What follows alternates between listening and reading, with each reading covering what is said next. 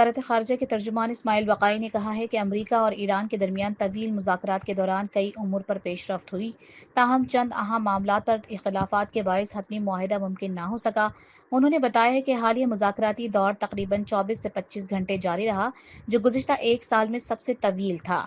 ترجمان کے مطابق اگرچہ بعض نکات پر اتفاق ہوا، لیکن 2 سے 3 بنیادی مسائل پر اختلاف برقرار ہے، جس کے باعث ڈیل طے نہ ہو سکی۔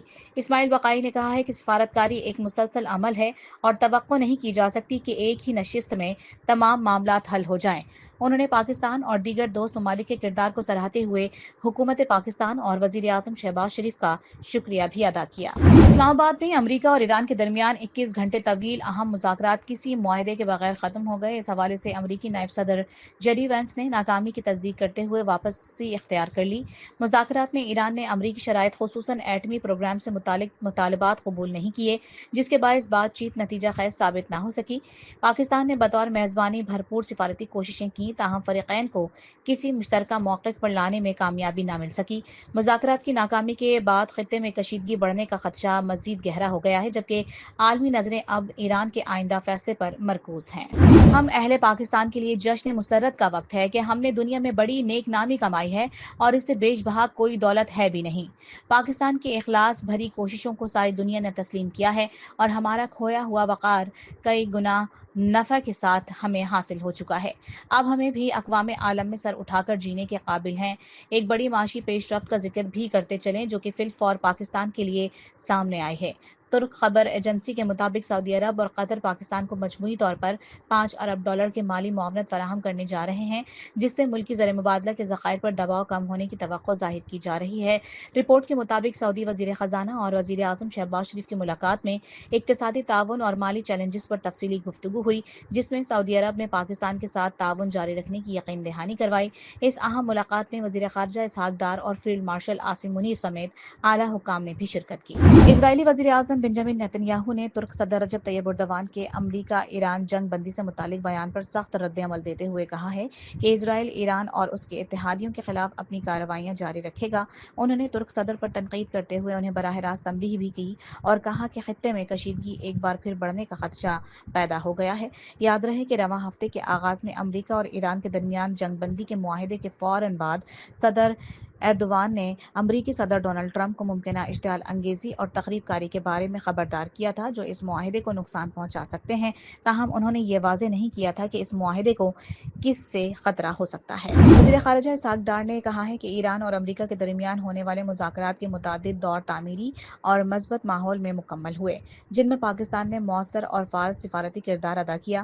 انہوں نے بتایا کہ امریکی وفد کی قیادت جے ڈی وینس جبکہ ایرانی وفد کی قیادت باقر قالیباف نے کی اور مختلف اہم امور پر تفصیلی بات چیت ہوئی۔ اسحاق ڈار کے مطابق پاکستان نے فریقین کے درمیان رابطوں کو بہتر بنانے اور مذاکرات کو آگے بڑھانے میں کلیدی کردار ادا کیا۔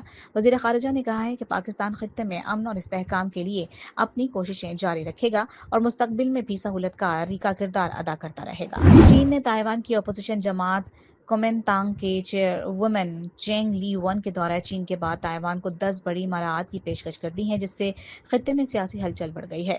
رپورٹس کے مطابق چینی صدر شی جن پنگ سے امن اور تعلقات بہتر بنانے پر بات ہوئی، جس کے بعد بیجنگ نے یہ غیر معمولی پیشکش سامنے رکھی۔ مجوزہ مراعات میں سیاحتی پابندیوں میں نرمی، ثقافتی مواد کی اجازت، تجارتی آسانیاں، پروازوں کی بحالی اور رابطہ کاری نظام قائم کرنا شامل ہے۔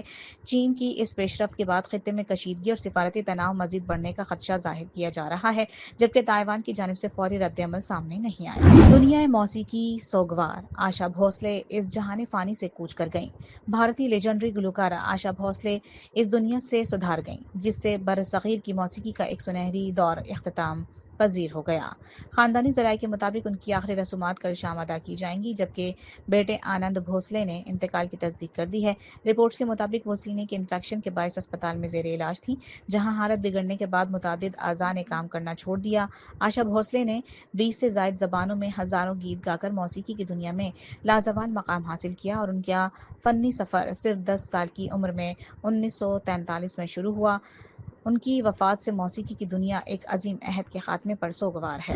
حیدرآباد کنگز مین کی پہلی کامیابی، کراچی کنگز کو 4 وکٹوں سے شکست دے دی۔ پی ایس ایل 11 کے 20ویں میچ میں حیدرآباد کنگز مین نے کراچی کنگز کو دلچسپ مقابلے کے بعد 4 وکٹوں سے شکست دے دی۔ کراچی کے نیشنل بینک اسٹیڈیم میں کھیلے گئے میچ میں حیدرآباد کنگز مین نے کراچی کنگز کی جانب سے دیا جانے والا 189 رنز کا ہدف آخری اوور میں 6 وکٹوں کے نقصان پر حاصل کر لیا۔ عرفان نیازی نے 29 اور حسان خان نے 33 رنز کی ناقابل شکست اننگ کھیلی۔ کپتان مارنس لیبوشن 26 اور معاذ صداقت 37 رنز بنا کر آؤٹ ہوئے۔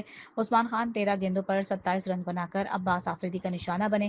سائم ایک مرتبہ پھر ناکام ہوئے اور صرف 6 رنز بنا کر پویلین لوٹ گئے۔ گلین میکسویل 2 رنز بنا کر عباس آفریدی کی گیند سے آؤٹ ہوئے۔ کراچی کنگز کی جانب سے عباس آفریدی نے 2 کھلاڑیوں کو آؤٹ کیا۔ حسن علی، خوشدل شاہ اور ایڈم زیمپا نے ایک ایک وکٹ حاصل کی۔ کراچی کنگز نے مقررہ اوورز میں 8 وکٹوں کے نقصان پر 188 رنز بنائے اور کنگز مین کو جیت کے لیے 189 رنز کا ہدف دیا تھا۔ نوجوان سعد بیگ 37 گیندوں پر 53 رنز بنا کر نمایاں رہے۔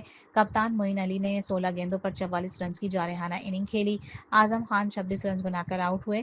محمد علی نے 2 اور کپتان مارنس لیبوشین نے 1 کھلاڑی کو آؤٹ کیا۔ خیال رہے کہ حیدرآباد کنگز مین ٹورنامنٹ میں 4 میچز کھیل کر فتح کی منتظر ہے۔